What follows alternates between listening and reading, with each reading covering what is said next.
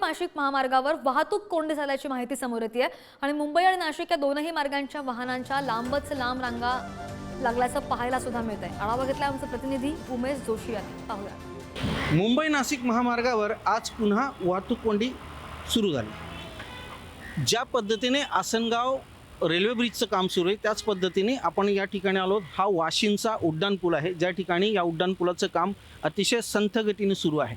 गेले 1.5 ते 2 वर्षापासून याचं काम संथ गतीने सुरू असल्यामुळे या ठिकाणी मोठ्या प्रमाणात वाहतूक कोंडी निर्माण झालेली आहे।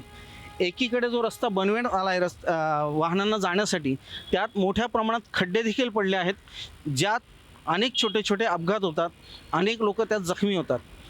वाहतूक कोंडी एकदा या ठिकाणी जर निर्माण झाली तर तासनतास या ठिकाणी वाहनं अडकून पडतात। आज मुंबई नाशिक महामार्गावरील मुंबई आणि नाशिक या दोन्ही मार्गिकेवर मोठ्या प्रमाणात वाहनांच्या लांबच लांब रांगा लागलेल्या आहेत। 5-5, 6-6 किलोमीटर ही वाहनं थांबलेली आहेत।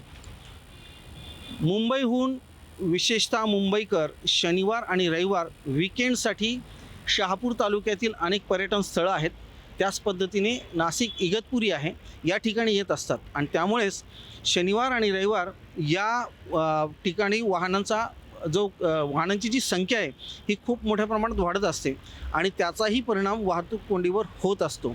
संथ गतीने सुरू असलेल्या दोन्ही पुलांचं काम आणि त्यामुळे निर्माण होणारी ही वाहतूक कोंडी, याला प्रवाशांसह पोलीस देखील अक्षरशः वैतागलेले आहे। प्रशासनाकडनं काहीतरी ठोस उपाय निघावा हीच मागणी येथील प्रवासी करतात। कॅमेरामन सोहम कुलकर्णीसह उमेश जोशी, पुढारी न्यूज, वाशिंद, शहापूर।